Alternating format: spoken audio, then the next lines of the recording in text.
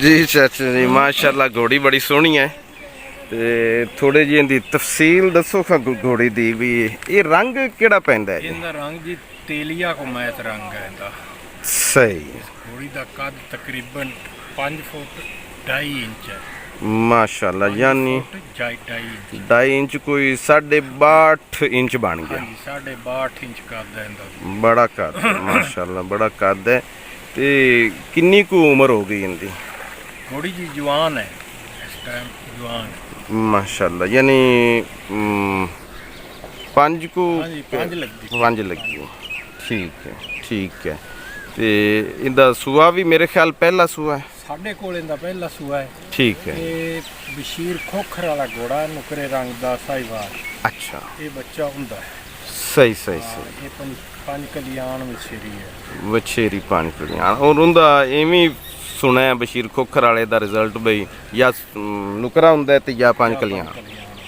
ठीक हो गया। 5 कलियाण दे बच्चे होर भी वेखे। अच्छा, वो मुख्तलिफ रंगां वालियां घोड़ियां तो या नुकरियां घोड़ियां तो 5 कलियां? नुकरी घोड़ी का बच्चा नहीं वेखा, मुख्तलिफ रंगां दा। एक साडी घोड़ी होगी, एक इत्थे गरड़े रंग की घोड़ी खलोती है। ठीक है। उनकी विछेरी भी वो भी बच्चा 5 कलियां है। ठीक है।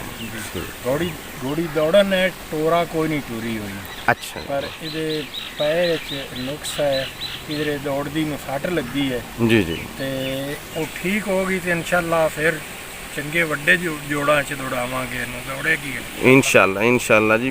ते ये बेसिकली है तो देसी ये चनाह तो आई जी। अच्छा। मामदी शरीफ मशहूर जगह है। अच्छा। मामदी शरीफ जी। ते उस इलाके चो चनाह तो असल लेंदी है। ये मेरे मोहतरम दोस्त मियां मकबूल अहमद जिंदे का, ये उन्हां दी पसंद है जी। माशाल्लाह जी, ते उन्हां मैनू गिफ्ट की।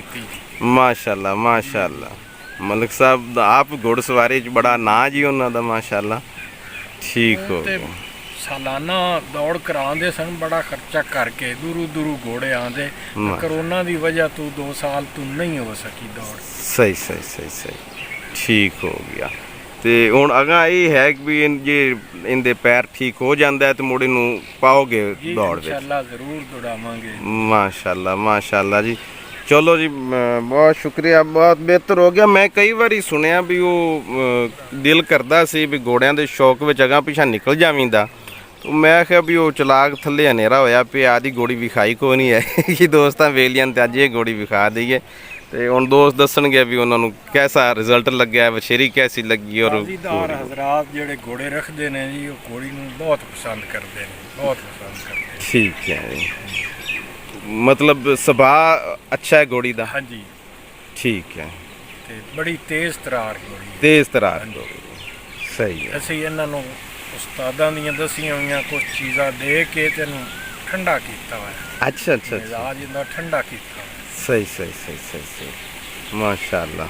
लो जी, अगली वीडियो हुण इंशाल्लाह आप वीडियो बनाते भी रवांगे तो वो उस्तादा ने जिहड़े नुस्खे लोक ते तुहानूं दस्से ने वो सानू भी दसने ने दसे हन। जरूर असीं तां चाह रहे कोई शौकीन होवे। जी। पर बाज़ दोस्त ना तजर्बा करन तो बगैर ही आख देंदे नहीं जी आ चीज़ है जी, नहीं है इंज है। पहले वो तजर्बा करना चाहिए। तजर्बा जिहड़ा वो सब तो बड़ी चीज़ है, सब तो वड्डी लिबार्टी मैं आखदा वो तजर्बा है। हाँ जी, बिल्कुल बेहतर है। नहीं जी, इंशाल्लाह तुहाडे इलम तो तजर्बे तो फ़ायदा चुकांगे लाजमी, और उसदा नाल सिटिंग भी करांगे, नाल तजर्बा भी करांगे इंशाल्लाह। ठीक हो गया जी।